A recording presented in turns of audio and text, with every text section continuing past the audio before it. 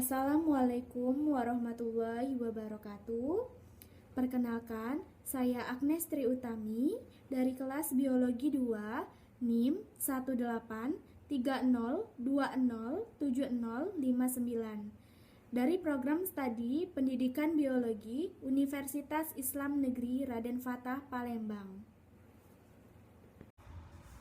Assalamualaikum warahmatullahi wabarakatuh. Saya Aura Vitaloka dari kelas Biologi 2 2018 NIM 1830207071. Assalamualaikum warahmatullahi wabarakatuh. Perkenalkan, nama saya Chandra Dwinata dari kelas Biologi 2 kelompok 10. Kami dari kelompok 10 akan membahas hasil diskusi dari kelompok kami yang berjudul Perkembangan Sistem Urogenital. Sistem urogenital merupakan sistem yang terdiri dari urinarius dan sistem genitalia, di mana sistem urinarius dibagi menjadi traktus urinarius bagian atas dan bagian bawah. Traktus urinarius bagian atas terdiri dari ginjal, pelvis, renalis, dan ureter. Sedangkan traktus urinarius bagian bawah terdiri dari vesika urinaria dan uretra. Perkembangan sistem urogenital. Perkembangan diawali terbentuknya lapisan mesoderm di kedua sisi bumbung neural, notokorda dan endoderm pada periode tubulasi.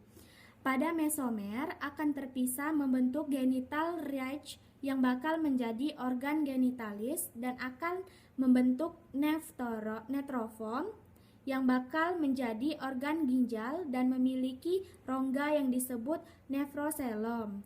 Mesoderm terdiri dari 3 bagian. 1. Epinemere di bagian dorsal hemicelum. Perkembangan sistem genitalia ada dua, yaitu pada jantan dan pada betina. Saluran genital jantan terbentuk dari ductus wolfi yang bagian anterior menjadi ductus epididymis dan bagian posterior sampai di kloaka menjadi vas deferens. Sedangkan saluran genital betina berasal dari ductus mulleri, kemudian menjadi saluran sendiri, membentuk oviduk, uterus, dan vagina dilapisi jaringan pengikat dan sel mesenkim di sekitarnya. Sistem perkembangan hewan urogenital pada hewan invertebrata. Yang pertama yaitu protozoa. Semua fungsi fisiologi atau kegiatan hidupnya dilakukan oleh sel itu sendiri, tidak memiliki organ ataupun jaringan. Yang kedua, porifera. Semua aktivitas hidup juga dilakukan oleh sel itu sendiri, tidak mempunyai organ tubuh yang lengkap. Yang ketiga, pada Solenterata. Tiap kandungan gastrogenital berjalan 3 saluran radial yang pergi ke tempat umbrella dan bermuara pada saluran sirkuler di dalam tepi umbrella. Saluran yang tengah terletak interradial, kemudian bercabang menjadi 3, kemudian cabangnya bercabang lagi dan seterusnya. Yang keempat yaitu pada Platyhelminthes. Organ genitalnya yaitu ovarium, oviduk, glandula, vetulina, atrium, porus, genitalis testis, ductus spermaticus, vesicula seminalis, penis, dan saccus caputalarix. Kemudian kelas Nematohelminthes, organ genitalnya jantan terdiri dari testis, ductus spermaticus, vesicula seminalis, penis, dan saccus. Kelas Arthropoda. Contohnya pada udang, umumnya bersifat gonokorektis, tetapi dijumpai adanya 2 alat pembiakan jantan dan betina terdapat dalam satu individu. Keadaan semacam ini disebut hermafroditisme. Kelas Echinodermata. Asterias memperbanyak diri secara ampigoni, genokarditis. testis atau ovarium terdapat sepasang-pasang.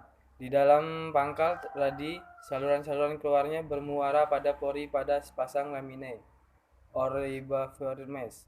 Pada datar aboral, basis radi dekat tepi mereka. Kemudian kelas moluska. Organ genitalnya pada Achitina ialah hermaprodit. Tetapi untuk fertilisasi telur-telurnya diperlukan spermatozoa dari Achatina lain. Karena spermatozoa dari hewan yang sama tidak dapat membuahi telur-telurnya. Kemudian kelas Annelida. Organ terdiri dari atas sepasang nephridia pada setiap segmen. Tiap nephridium terdiri atas suatu bangun berbentuk corong dan bersilia yang disebut nephrostoma dan saluran atau pipa yang berkelok-kelok. Untuk kelas vertebrata, contohnya pertama feces. Pada betina terdapat ovarium, oviduct, dan saluran urogenital. Sedangkan pada jantan terdapat testis, vas deferens, dan saluran urogenital. Untuk kelas Aves, untuk sistem reproduksi jantannya terdapat testis, vas deferens, usus, dan kloaka. Untuk betina terdapat telur pada ovarium kiri, uterus, ureter, ovarium kanan, pudimenter, dan kloaka. Terima kasih. Sama seperti hewan yang lain, mamalia, amfibi, dan reptil juga memiliki organ tubuh yang sama dengan aves dan fishes.